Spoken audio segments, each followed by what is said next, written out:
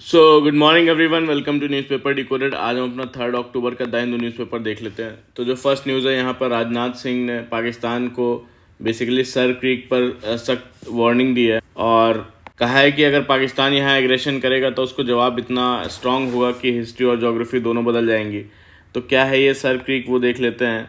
तो sir creek एक 96 kilometre का लंबा टाइडल एस्ट्यूरी है, यानी समुद्री झील जैसा एरिया है जो basically run of Kutch area, Gujarat और सिंध पाकिस्तान के एरिया के बीच में लोकेटेड है। और इंडिया और पाकिस्तान के बीच में ये टेरिटोरियल और मैरीटाइम बाउंड्री डिस्प्यूट का पुराना मुद्दा है। ब्रिटिश एरा में यहाँ पर 1914 के एग्रीमेंट का जो इंटरप्रिटेशन है उसमें दोनों देशों का अलग अलग क्लेम है। पाकिस्तान कहता है सर क्रीक उसका पूरा उसकी टेरिटरी है और इंडिया का स्टैंड है कि बाउंड्री जो क्रीक के मिडिल चैनल से गुजरती है। तो इम्पोर्टेंस क्या है इसका? इम्पोर्टेंस ये है कि एक तो बेसिकली जिस तरफ भी जो क्रीक होगा उस तरफ का समुद्री एरिया और एक्सक्लूसिव इकोनॉमिक जो जोन है वो उस देश का होगा। और नेचुरल रिसोर्सेज भी इस रीजन में है, जैसे इस रीजन में फिशिंग ग्राउंड्स हो सकते हैं, ऑयल और नेचुरल गैस के रिजर्व्स हो सकते हैं। और कोई कराची पोर्ट के पास है ये जो क्रीक है, तो इसलिए डिफेंस और सिक्योरिटी के लिए भी एक सेंसिटिव एरिया है ये। फिर जो नेक्स्ट न्यूज़ है यहाँ पे नेशनल इन्वेस्टिगेशन एजेंसी के बारे में है और डंकी रूट के बारे में है। तो क्या है ये नेशनल इन्वेस्टिगेशन एजेंसी और donkey route? National investigation agency 2009 में बनाई गई थी और जब 26/11 मुंबई टेरर अटैक हुआ था उसके बाद, और इसका हेड क्वार्टर न्यू दिल्ली में है। और ये बेसिकली नेशनल इन्वेस्टिगेशन एक्ट के अंडर काम करती है और इसके जो पावर्स हैं कि टेररिज्म जो रिलेटेड केसेस हैं इन्वेस्टिगेट करना, जैसे बॉम्ब ब्लास्ट हो गया, टेरर फंडिंग हो गया या स्लीपर सेल्स हो गए, क्रॉस बॉर्डर क्राइम्स हो गए जैसे कि human trafficking, fake currency, arms smuggling, ये सब। और सॉवरेनिटी और नेशनल सिक्योरिटी के खिलाफ क्राइम जैसे कि साइबर टेररिज्म हो गया, सेडिशन, इन सब के खिलाफ इन्वेस्टिगेट करती है। इसके पास सुओ मोटो पावर्स भी हैं, यानी कि जो है बिना स्टेट की कंसेंट के डायरेक्ट इन्वेस्टिगेशन जो है स्टार्ट कर सकती है ये। और ये डंकी रूट क्या होता है? डंकी रूट बेसिकली एक इलीगल माइग्रेशन का तरीका है और जिसमें लोग बिना प्रॉपर वीज़ा या डॉक्यूमेंट के उनको अलग अलग कंट्रीज़ भेजा जाता है, जैसे यूएस, कनाडा, यूके। और तो इसमें एजेंट्स और ट्रैफिकर्स लोगों से बड़ा पैसा लेते हैं, फिर उन्हें इंडिया से सीधा डेस्टिनेशन कंट्री नहीं भेजा जाता बल्कि मल्टीपल कंट्रीज़ के थ्रू घुमाया जाता है, जैसे कि इंडिया से दुबई, फिर south America, Ecuador, Brazil, Peru, फिर सेंट्रल अमेरिका। तो ये जर्नी बहुत रिस्की होती है, जंगल्स भी मिलते हैं, रिवर्स होते हैं, डेजर्ट रूट्स होते हैं, बॉर्डर फेंस क्रॉस करना पड़ता है। तो ज़्यादा केसेस में लोग जो है वो डिटेन हो जाते हैं और या फिर ह्यूमन ट्रैफिकर गैंग्स का शिकार बन जाते हैं। तो इसी में जो है एनआईए ने 2 लोगों को चार्जशीट फाइल की है। फिर जो नेक्स्ट है यहाँ पे, Taliban foreign minister to visit India next week. तो 4 साल बाद तालिबान के जो फॉरेन मिनिस्टर है आमिर खान मुताकी, ये अगले वीक इंडिया का विजिट करेंगे ऑफिशियल्स के मुताबिक। और विजिट का मेन फोकस होगा अफ़गानिस्तान को जो डेवलपमेंट असिस्टेंस प्रोवाइड करना, क्योंकि अफ़गानिस्तान में मेडिकल और जो एग्रीकल्चरल प्रोडक्ट्स की काफ़ी शॉर्टेज चल रही है जब से तालिबान ने टेक ओवर किया है 15 अगस्त 2021 से। और इंडिया का स्टैंड क्या है तालिबान पे कि इंडिया ने अभी तक डी ज्यूरे रिकग्निशन तालिबान को नहीं दिया है। इसका मतलब है कि इंडिया ऑफिशियली या फिर लीगली तालिबान गवर्नमेंट को सॉवरेन स्टेट के रूप में रिकॉग्नाइज अभी नहीं करता है, लेकिन डी फैक्टो लेवल पे इन प्रैक्टिस जो है उनके ऑफिशियल से इंटरेक्ट और इंगेज कर रहा है। फिर जो नेक्स्ट न्यूज़ है यहाँ पे, Delhi waste picker demand inclusion in formal recycling economy. तो दिल्ली के लैंडफिल के बारे में है कि दिल्ली का लैंडफिल और सिटी के अलग अलग पार्ट्स में 1.5 लाख वेस्ट पिकर्स रोज़ाना जो है रिसाइकलेबल कलेक्ट करके सिटी का वेस्ट का बहुत बड़ा हिस्सा डाइवर्ट करते हैं। और लेकिन अपनी बड़ी कंट्रीब्यूशन के बावजूद भी उनको फॉर्मल जो रिसाइकलिंग सिस्टम है उससे एक्सक्लूड किया जाता है। तो ग्राउंड रियलिटी बताते हैं, पहले एक जो रैक पिकर है उनकी कि लगभग वो पहले 50 केजी डेली कलेक्ट करती थी जो वेस्ट है, और अब से सिर्फ जो है 20 केजी ही ला पाते हैं। प्राइवेट कॉन्ट्रैक्टर्स और जो कंसेशनायर्स हैं उनको जो लैंडफिल में एंट्री नहीं देते उनको, और उन्हें थीव्स जैसे ट्रीट किया जाता है। ज़्यादातर वर्कर स्पेशली जो वुमेन्स और एल्डरली जॉब्स से सबसे पहले निकाल दिए जाते हैं, और उनको जो हेल्थ और लिविंग इश्यूज़ भी हैं कई सारे, जैसे कि प्रोटेक्टिव गियर या सोशल सिक्योरिटी के बिना काम करते हैं, और इनकी लाइफ एक्सपेक्टेंसी भी बहुत कम हो जाती है इसकी वजह से, 39 ईयर्स के आसपास नेशनल एवरेज से, जो कि बहुत कम है। और पुलिस को रिश्वत भी देनी पड़ती है। और गवर्नमेंट ने इनके लिए स्कीम लॉन्च की थी, नमस्ते स्कीम, यानी कि national action for mechanised sanitation ecosystem. तो इसमें ऑब्जेक्टिव था इसका कि जो मैनुअल स्कैवेंजिंग है या अनसेफ सैनिटेशन को ख़त्म करना और वर्कर्स को फॉर्मल सिस्टम में इंटीग्रेट करना। तो वेस्ट पिकर्स, सैनिटेशन वर्कर्स को जो है KYC उनका वैलिडेशन बेस्ड वैलिडेशन कराया जाता था। ऑफिशियल रिकग्निशन देने के लिए ID कार्ड्स दिए जाते थे।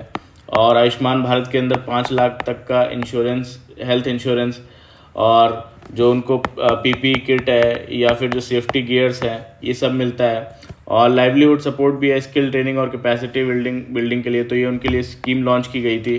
पर प्रॉब्लम क्या है, अभी तक सिर्फ इसमें 42,127 वर्कर वैलिडेट हुए हैं। ज़्यादातर वेस्ट पिकर्स स्कीम से अनअवेयर हैं। फिर जो नेक्स्ट है यहाँ पे, India China flights to resume after 5 years from October 26। तो डायरेक्ट फ्लाइट्स जो है मार्च 2020 में कोविड-19 पैंडेमिक के कारण सस्पेंड हुए थे। बाद में India China line of actual control tensions की वजह से फ़्लाइट्स उसके बाद नहीं चली, और अब 5 साल बाद रिज्यूम हो रही हैं ये flights between India and China.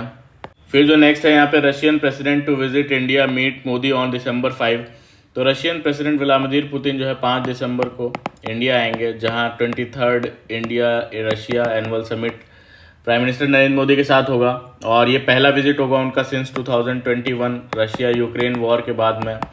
Agenda यही रहेगा कि स्ट्रैटेजिक पार्टनरशिप, कनेक्टिविटी और जो इंडिया के डिफेंस परचेज हैं रशिया से उन पर बात करना और उनको स्ट्रेंथन करना। और अभी सितंबर 2025 की बात करें तो रशिया से जो ऑयल इंपोर्ट करते हैं उसमें 16% की गिरावट देखी गई। तो रशिया से जो ऑयल इंडिया लेता है, रशिया से लगभग 1/3 टोटल ऑयल का इंपोर्ट कर रहा है अभी। और की क्वेश्चंस यही रहेंगे कि क्या इंडिया US डिमांड्स को ध्यान में रखेगा और रशियन ऑयल इंपोर्ट जो है रिड्यूस करेगा या कट करेगा। फिर जो यहाँ पे नेक्स्ट है, government hikes wheat MSP by 160 पर क्विंटल। तो यूनियन गवर्नमेंट ने MSP जो है वीट के लिए 2,425 से 2,585 कर दिए इस साल के लिए। तो क्या होता है ये मिनिमम सपोर्ट प्राइस? तो MSP एक गवर्नमेंट डिक्लेयर्ड प्राइस है जो फार्मर्स को उनकी क्रॉप बेचने के लिए गारंटीड होता है। और इसका मेन पर्पज़ है कि फार्मर को जो मार्केट के प्राइस फ्लक्चुएशंस होते हैं उनसे प्रोटेक्शन मिले। तो ये बेसिकली MSP अनाउंस कौन करता है? यूनियन गवर्नमेंट अनाउंस करती है। उसकी cabinet committee on economic affairs का अप्रूवल चाहिए होता है बिफोर फाइनल डिक्लेरेशन। और MSP मेजर फ्रूट क्रॉप्स जो उसमें रहते हैं, wheat, rice, pulses, sugarcane, cotton और कई सारी क्रॉप्स के लिए फिक्स किया जाता है। तो मैकेनिज़्म ये है कि अगर जो है मार्केट प्राइस MSP से नीचे चला जाता है जो अनाउंस हुआ है, तो फार्मर जो है वो FCI या फिर स्टेट एजेंसीज़ को सेल कर सकते हैं MSP पर। फिर जो नेक्स्ट है यहाँ पे NRF Saral to simplify scientific research papers. तो अनुसंधान नेशनल रिसर्च फाउंडेशन, ये बेसिकली इंडिया का सबसे नया साइंस फंडिंग एजेंसी जो सिंगल विंडो मैकेनिज़्म रहेगा for funding our research and development in universities, academia और प्राइवेट सेक्टर में। तो इसके लिए न्यू टूल जो है सरल लॉन्च किया गया है, simplified and automated research amplification and learning. तो ये आर्टिफिशियल इंटेलिजेंस बेस्ड टूल है। ये जनरेट करेगा जो भी आपकी कॉम्प्लेक्स साइंटिफिक रिसर्च हैं उनको लेमैन फ्रेंडली समरीज उनकी जनरेट करेगा, वीडियो, पॉडकास्ट और पोस्टर्स और प्रेजेंटेशंस के फॉर्म में। फोकस एरिया रहेगा जो डीप साइंस और इंजीनियरिंग है, डीप टेक्नोलॉजी प्रोडक्ट्स के लिए, स्टार्टअप्स के लिए, drugs and chemicals, aerospace, advance materials, इन सब के लिए फोकस एरिया रहेगा। और यूनियन कैबिनेट ने इसके लिए 1 लाख करोड़ का जो है research and development innovation scheme approve किया। हेल्प करेगा बेसिकली इंडिया में साइंटिफिक रिसर्च को एक्सेसिबल, अप्लाइड और इनोवेटिव बनाने के लिए। फिर जो नेक्स्ट है यहाँ पे, integrated child development scheme has been renamed but its governance has not kept pace. तो यहाँ पे इंटीग्रेटेड चाइल्ड डेवलपमेंट स्कीम के बारे में है। तो क्या है ये लॉन्च हुई थी बेसिकली 1975 में प्राइम मिनिस्टर इंदिरा गांधी के टाइम पे। ऑब्जेक्टिव था होलिस्टिक चाइल्ड डेवलपमेंट करना जो 0 से 6 ईयर्स के हैं, फोकस करना उनके न्यूट्रिशन पे, हेल्थ पे और अर्ली एजुकेशन पे। और टारगेट बेनिफिशियरीज जो होते हैं इसमें चिल्ड्रन से 0 to 6 ईयर्स के, प्रेग्नेंट और जो लैक्टेटिंग मदर्स हैं और जो वुमेंस जो रिप्रोडक्टिव एज ग्रुप की हैं। कोर सर्विसेज जो इनको मिलती हैं, सप्लीमेंटल न्यूट्रिशन मिलता है यानी मील और न्यूट्रिशन सपोर्ट, हेल्थ और इम्यूनाइजेशन यानी रेगुलर हेल्थ चेकअप या फिर वैक्सीन्स मिलती हैं, और अर्ली चाइल्डहुड एजुकेशन मिलती है आंगनवाड़ी वर्कर्स पे। और जो है काउंसलिंग भी मिलती है। तो ये इम्प्लीमेंटेशन होता है थ्रू आंगनवाड़ी जो सेंटर्स हैं अक्रॉस इंडिया, जिसमें आंगनवाड़ी वर्कर्स और जो हेल्पर्स हैं वो काम करती हैं।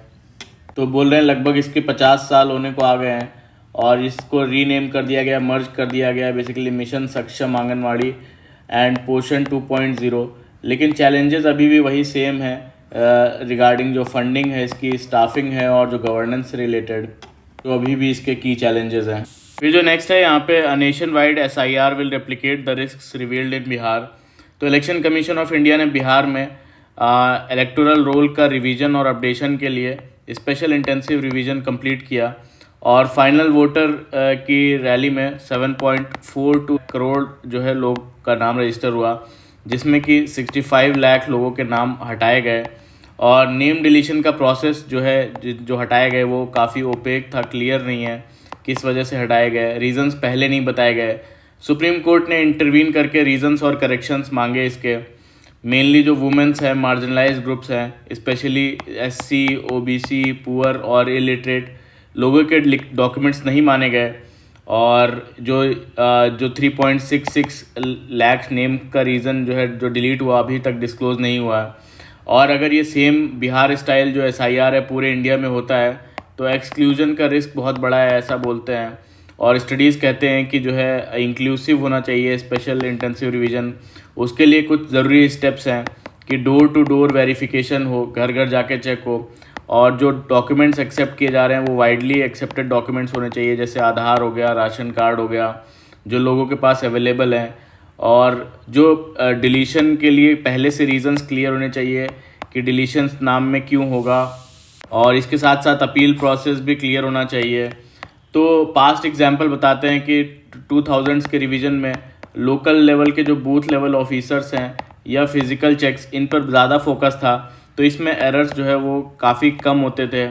और कंक्लूजन बताते हैं कि जो नेशनल जो स्पेशल इंटेंसिव रिवीजन के लिए डिजिटल टूल्स और फिज़िकल नोटिसेस यूज़ करके ट्रांसपेरेंसी और जो प्राइवेसी का बैलेंस है वो बनाना चाहिए। और गोल होना चाहिए कि जो लेजिटिमेट वोटर्स हैं वो उनको एक्सक्लूड ना करे, स्पेशली जब कर्नाटका में अलन कॉन्स्टिट्यूंसी में इलेक्शन कमीशन ऑफ इंडिया की कॉम्पिटेंसी पर डाउट रेज किए गए हैं। फिर जो नेक्स्ट है यहाँ पे the battle field change and the Indian arm forces. तो बोलते हैं कि ग्लोबल वॉर के चेंजेस क्या आए हैं कि आज के वॉर सिर्फ सोल्जर्स और टैंक्स तक नहीं है, बल्कि वो आजकल आर्टिफिशियल इंटेलिजेंस, ड्रोन्स, ऑटोमेशन और चीप प्रिसीजन वेपन्स इनके साथ फाइट्स हो रहे हैं। और इंडिया जो है 2 फ्रंट वॉर फेस करता है, जो चाइना और पाकिस्तान के साथ, जिसके लिए इंडिया अपना मिलिट्री स्ट्रक्चर, ट्रेनिंग और टेक्नोलॉजी को अपग्रेड जो है कर रहा है। तो यहाँ पे बताते हैं कि PM मोदी ने कहा जो सिलोज हैं यानी सेपरेट सर्विसेज हैं, आर्मी, नेवी और एयरफोर्स, तो इनके लिए जो अलग अलग स्ट्रक्चर्स हैं उनको बेसिकली एक थिएटर कमांड या इंटीग्रेटेड फोर्सेस में बदलना है। और न्यू यूनिट्स जैसे कि रुद्रा और भैरव, ये एक टीम्स हैं जहाँ पे बेसिकली इन्फेंट्री, आर्टिलरी, आर्मर और एयर डिफेंस इंजीनियर सब एक टीम में काम करेंगे फॉर फास्टर रिएक्शन। और एम्फीबियस ऑपरेशंस जो है, एम्फीबियस ऑपरेशन मतलब लैंड, सी और एयर इनका इंटीग्रेशन। और फ्यूचर के जो वॉर्स होंगे वो मल्टी डोमेन होंगे, यानी कि जिसमें हाई स्पीड, इंफॉर्मेशन और टेक्नोलॉजी तीनों ही इम्पॉर्टेंट रहेगा। तो रिसेंट जो मिलिट्री का जो है फोर्सेस का प्रोक्योरमेंट के बारे में बोलते हैं, ये फर्स्ट जो है MQ-9B ड्रोन्स जो कि सर्विलेंस और प्रिसीजन स्ट्राइक के लिए है, राफेल M नेवी के लिए, और जो आकाश तीर आर्टिफिशियल इंटेलिजेंस सिस्टम है, एयर डिफेंस इंटीग्रेट किया गया है एयरफोर्स के साथ। और फिर बताते हैं यहाँ पे कि नेक्स्ट स्टेप क्या होना चाहिए, कि जो इंटीग्रेशन है और लर्निंग है फोर्सेस का वो सेंटर होना चाहिए मिलिट्री पावर का। सेकंड बताते हैं कि जो कॉमन डेटा है तीनों सर्विसेज के बीच में और इंटरफेस को, इसके जॉइंटनेस को स्टैंडर्डाइज करना चाहिए थ्रू थिएटर कमांड्स। और थर्ड बताते हैं कि जो थिएटर कमांड्स को स्टेप बाय स्टेप जो है इम्प्लीमेंटेशन इसका होना चाहिए थिएटर कमांड का। और professional military education, tech savvy जो भी कमांडर्स हैं उनको प्रमोट करे। और फिफ्थ बोलते हैं सिविल मिलिट्री फ्यूजन, यानी DRDO, प्राइवेट कंपनीज़, यूनिवर्सिटीज़ के साथ रैपिड प्रोटोटाइपिंग और टेस्टिंग करें। और जो सिक्स्थ बताते हैं कि एडेप्टिव मिलिट्री, यही बैटलफील्ड में सक्सेस इसी को मिल सकता है जो एडेप्टिव होगी चेंजेस के साथ। फिर जो नेक्स्ट है यहाँ पे, India must use forecast to better prepare for calamities.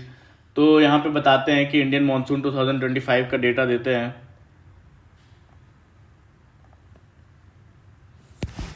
बताते हैं कि इस साल इंडिया का जो मानसून है वो नॉर्मल से 8% ज़्यादा हुआ और बहुत सारा डेटा इसमें दिया हुआ है।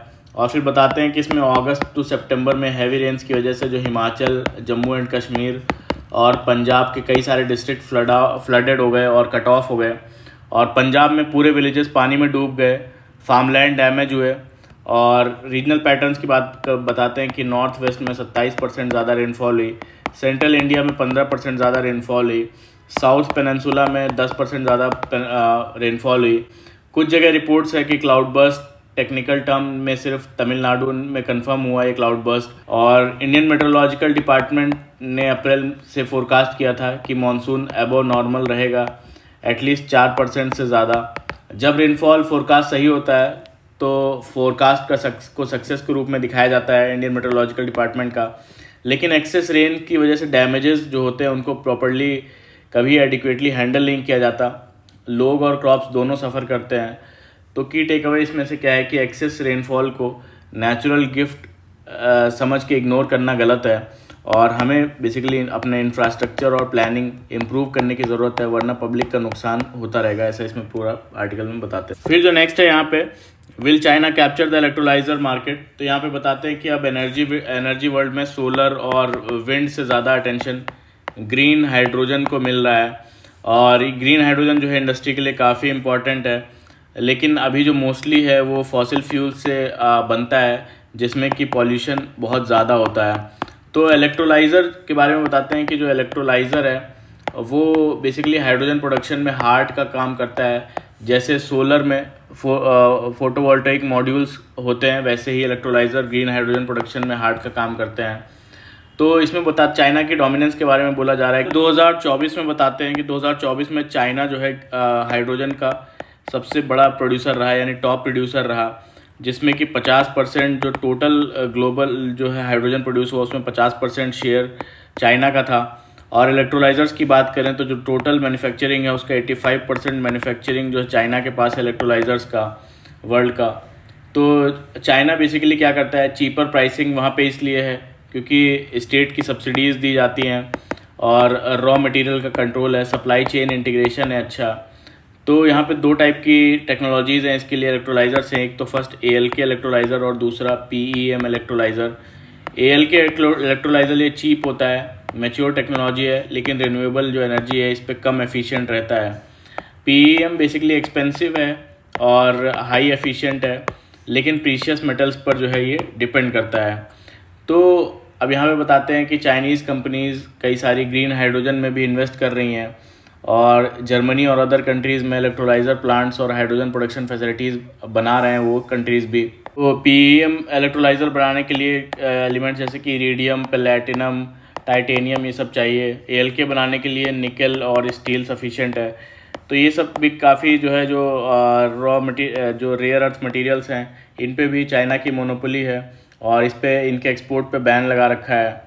तो चैलेंजेस क्या हैं चाइना के लिए कि ग्रीन जो हाइड्रोजन है सेक्टर अब ज़्यादा नेशनली प्रोटेक्टेड है और कंट्रीज़ लोकल प्रोडक्शन को सपोर्ट कर रहे हैं और इंपोर्ट्स पे स्क्रूटनी, रिस्ट्रिक्शंस और रेगुलेशंस बढ़ रहे हैं और फ्यूचर में ग्रीन हाइड्रोजन मार्केट में सप्लाई चेन सिक्योरिटी और लोकल प्रोडक्शन को इम्पोर्टेंस जो है वो मिलेगी, ऐसा इस पूरे आर्टिकल में बोलते हैं।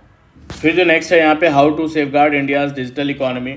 तो यहाँ पे बताते हैं कि जो इंटरनेट है, डिजिटल बैंकिंग है या ई-कॉमर्स, इन सब ने कन्वीनियंस लोगों का बढ़ाया है पर साइबर क्राइम भी ज़्यादा हो गया है।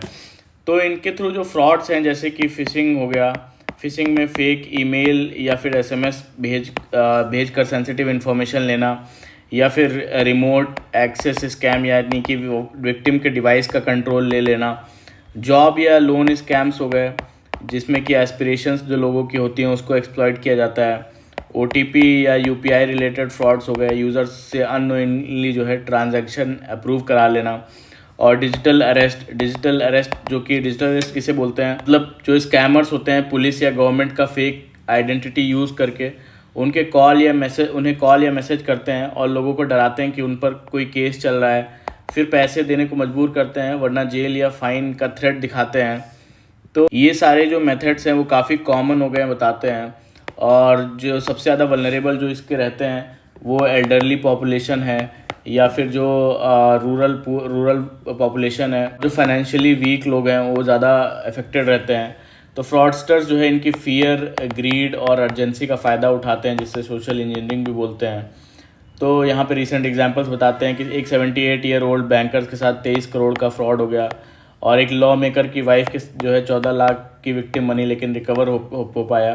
तो लेसन ये है कि स्विफ्ट एक्शन अगर लिया जाए तो रिकवरी पॉसिबल है, और अगर डिलेड एक्शन लिया गया तो परमानेंट लॉस भी हो सकता है।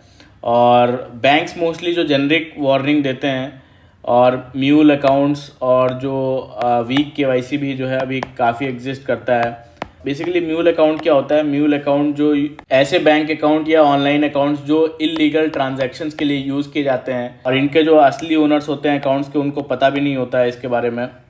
और बताते हैं कि जो साइबर पुलिस है वो काफ़ी अंडर इक्विप्ड है और रिस्पॉन्स जो है इसका काफ़ी डिलेड रहता है और टेक्नोलॉजिकल गैप्स हैं काफ़ी, और जिसकी वजह से विक्टिम्स हेल्पलेस हो जाते हैं।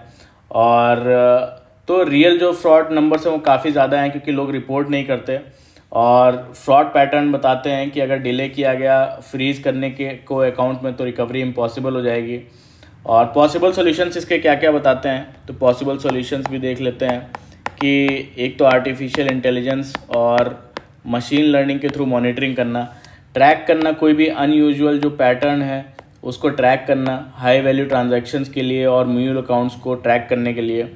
सेकंड जो है क्रॉस इंस्टीट्यूशन अलर्ट्स, यानी कि banks, cyber police, telecoms real time information एक दूसरे में शेयर करें। और जो थर्ड बोलते हैं कि साइबर पुलिस एम्पावर की जाए, यानी कि 24 आवर का रिस्पांस हो, ग्लोबल कोऑपरेशन जिसमें हो।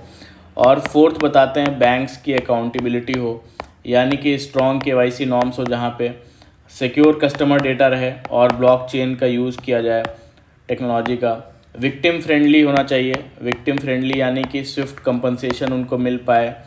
और की टेक अवे इसमें से यही है फिर कि डिजिटल इंडिया वल्नरेबल है पर आर्टिफिशियल इंटेलिजेंस, ब्लॉकचेन और स्ट्रॉन्ग इंस्टीट्यूशंस से सेफ बन सकता है ये। तो की है कि टेक्नोलॉजी और इंस्टीट्यूशनल विल और सिटीजन प्रोटेक्शन, जिसकी वजह से रेजिलियंट डिजिटल इकोनॉमी जो है बन सकती है हमारी। फिर जो नेक्स्ट है यहाँ पे PLI scheme for textile sector likely to be revised. तो प्रोडक्शन लिंक्ड इंसेंटिव स्कीम क्या है? ये बेसिकली गवर्नमेंट ऑफ इंडिया का इनिशिएटिव है कि इंडिया में मैन्युफैक्चरिंग और जो एक्सपोर्ट है उसको बूस्ट किया जाए।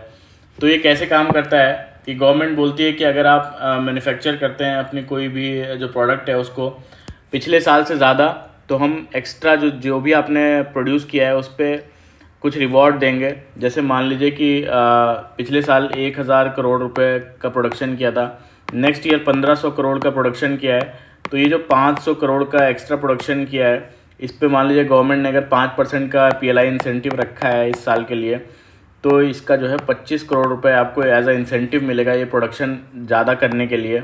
इसमें कई सारे सेक्टर्स कवर्ड हैं जैसे इलेक्ट्रॉनिक्स और मोबाइल फ़ोन्स हो गए, telecom, pharmaceutical, medical devices, automobile, auto component, ऐसे कई सारे सेक्टर्स हैं।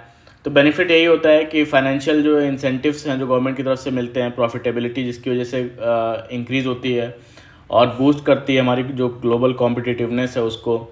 तो वही यहाँ पे बोला जा रहा है कि टेक्सटाइल इंडस्ट्री एक्सपेक्ट कर रही है कि अनाउंसमेंट किया जाएगा एक रिवाइज्ड PLI स्कीम के लिए, जो कि मैन मेड फाइबर और जो टेक्निकल टेक्सटाइल्स हैं उनके लिए। फिर जो नेक्स्ट है यहाँ पे, it would be a shame if India found Israel supplying arms to Israel. तो यहाँ पे एक यूनाइटेड नेशन रिपोर्ट है इजराइल और गाज़ा के बारे में, जो कि बताती है कि पैलेस्टीन में लगभग 60,000 लोगों को मारा जा चुका है, इंक्लूडिंग 10,000 वुमेन और 18,000 चिल्ड्रन। मेजॉरिटी ऑफ डेथ्स जो हुई हैं वो सिविलियंस की हुई हैं, नॉट फाइटर्स या सोल्जर्स की। और लाइफ एक्सपेक्टेंसी जो है गाज़ा में वो 75.5 ईयर्स से घट के जो है 40.5 ईयर्स पे हो गई है। और जो लोग फूड एड लेने जा रहे हैं उन पे सिस्टमेटिक अटैक्स हो रहे हैं। तो बताते हैं कि इंटरनेशनल कोर्ट ऑफ जस्टिस और इंटरनेशनल क्रिमिनल कोर्ट को इन्वेस्टिगेट करना चाहिए यहाँ पे और प्रोसिक्यूट करना चाहिए। और जो कंट्रीज़ जो सप्लाई करते हैं आर्म्स या सपोर्ट करते हैं इसराइल को डायरेक्टली या इनडायरेक्टली उन पे, और बताते हैं स्टेट्स को क्या करना चाहिए कि इंश्योर करना चाहिए जो इसराइल है वो इंटरनेशनल कोर्ट ऑफ जस्टिस के ऑर्डर्स को फॉलो करें, और जो आर्म ट्रांसफ़र्स है जो जिसकी वजह से जीनोसाइड हो रहा है इसराइल में उसको बंद किया जाए, और जो जीनोसाइड हो रहे हैं डोमेस्टिकली वहाँ पे इन्वेस्टिगेट और प्रोसिक्यूट हो, इम्पोज करे सैंक्शंस जो डायरेक्टली या इनडायरेक्टली सपोर्ट कर रहे हैं इसराइल को, और फुल्ली कोऑपरेट करना चाहिए बोलते हैं इंटरनेशनल क्रिमिनल कोर्ट के इन्वेस्टिगेशंस को। तो ये एक सीरियस लीगल और मॉरल अलर्ट है, और बोलते हैं कि nations can not wait, action immediately needed है टू प्रिवेंट फर्दर एट्रोसिटीज़। फिर जो नेक्स्ट है यहाँ पे, Putin wants US Tomahawk missile supply escalates war.